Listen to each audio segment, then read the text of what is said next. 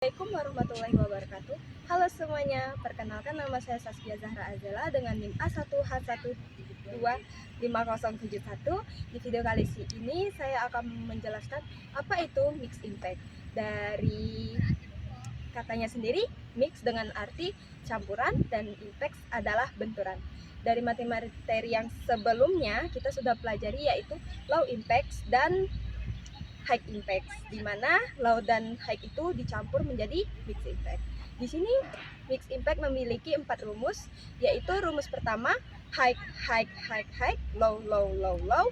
Rumus kedua low low low low, high high high high. Rumus yang ketiga high high low low, high high low low. Rumus keempat low low high high low low high high. Baiklah, di sini saya akan mempraktikkan. Let's go.